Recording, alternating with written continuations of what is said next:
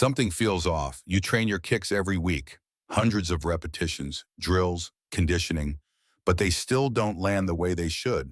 They feel slow, weak, unstable. And the worst part? You can't figure out why. The truth is, most Taekwondo practitioners, even advanced belts, carry small technical mistakes that go unnoticed. They're not dramatic, and they don't always show up in a mirror, but they're there, quietly ruining your speed, power, and control.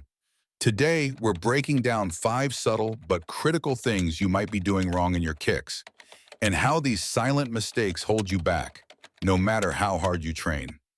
Let's get into it. Skipping the chamber. When you're in the middle of a sparring match, every millisecond counts, and so you rush the kick. You skip the chamber, thinking it'll make you faster. But here's the problem. It won't. Without a solid chamber, your kick loses its shape. It's like throwing a punch without pulling your arm back. It just doesn't carry the same weight. Look at elite fighters. They don't cut corners on the setup. Even at full speed, you will notice that their knees still rise sharply before the extension. That chamber gives direction, balance, and a moment of control before release. Skipping it turns your kick into a sloppy swing. You lose power, you telegraph your movement, and your recovery slows down. One small mistake creates 3 new problems. Locking the standing leg. Most people focus so much on the kicking leg that they forget the foundation, the one holding you up. And this is where mistake number 2 comes in, locking the standing leg. Here's what happens. You throw a roundhouse or side kick, your standing leg straightens out, and suddenly you're off balance. It seems minor, but a locked leg removes your ability to adjust mid-kick. You become stiff, vulnerable, and it messes with your hip rotation. When you watch high-level fighters, you'll see a subtle bend in the supporting knee. It's active, responsive.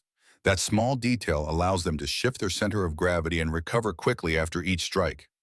Lock the knee, and you lose the spring. And without that spring, your kicks can't adapt. They become rigid and easy to counter.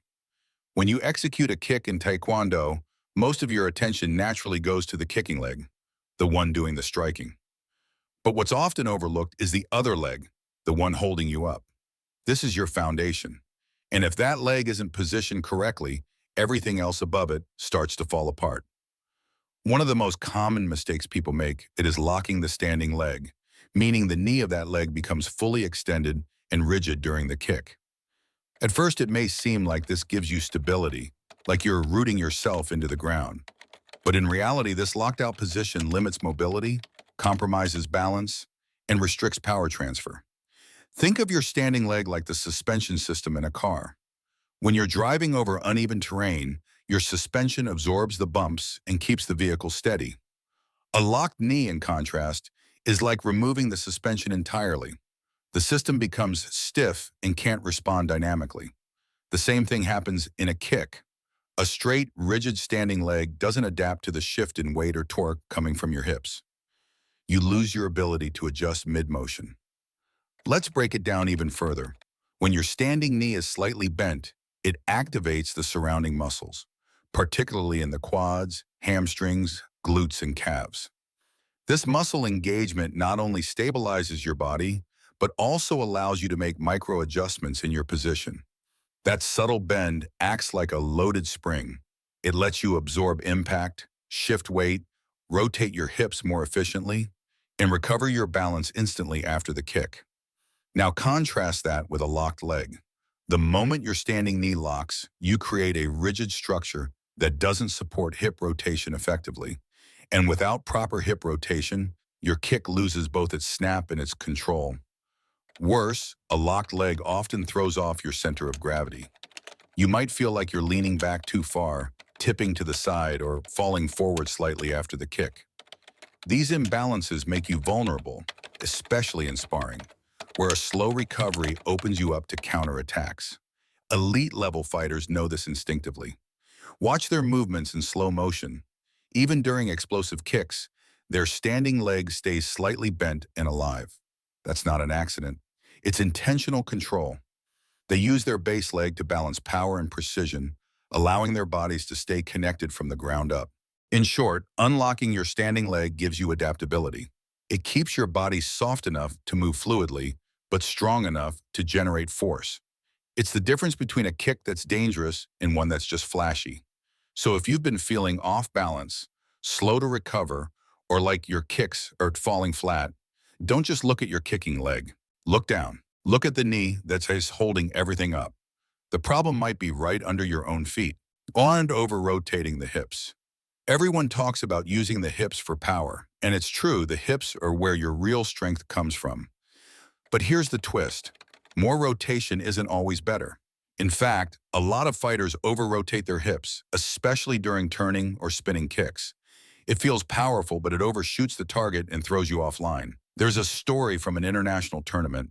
One of the top competitors kept missing his timing because every spin kick carried him too far off axis. The strikes were strong, but his follow-up was always a step late. That over-rotation added flash but killed his positioning. He ended up losing the match to a slower, less flashy fighter who kept everything tight and efficient. It's not about full-range movement. It's about controlled rotation that stops exactly where it should. Precision beats power when power misses the target. Neglecting the return path. Everyone loves the moment a kick lands. But what happens afterward? Most people don't think about the return path, and that's a costly mistake. A kick isn't complete until it resets. When you leave your leg hanging or let it drop carelessly, you're opening the door to counterattacks. You're also breaking your rhythm. Great fighters treat the return like part of the attack. It's not an afterthought, it's a reflex. Kick, recoil, reposition. There's a Korean coach known for forcing his students to drill just the return, not the kick, just the pullback. Because in that motion, you develop speed, balance, and readiness for the next strike. Neglect it, and you become a one-shot fighter. Focus on it, and you become a chain striker. Always ready, always in control. Thinking more is better. This one's hard to see because it hides in good intentions. You want to improve, so you throw more kicks, more combos, more speed. But here's the truth. Adding more doesn't always help. Sometimes it hurts. A Taekwondo athlete once hit a plateau, couldn't understand why. He was training twice as much as everyone else, throwing 1,000 kicks a day. But they were all rushed, messy. He was reinforcing bad habits through repetition. More kicks aren't the answer. Better kicks are. It's not about volume, it's about precision. Every repetition should refine something. Mindless repetition hardens flaws. Smart repetition sharpens skill. When you chase quantity without focus, your growth stalls. But when you commit to deliberate, corrected practice, even with fewer reps, you break through ceilings fast. So let's bring it all together. If your kicks feel off, it's rarely about strength or speed. It's almost always the small details. Are you skipping the chamber? Locking your standing leg? Over-rotating your hips?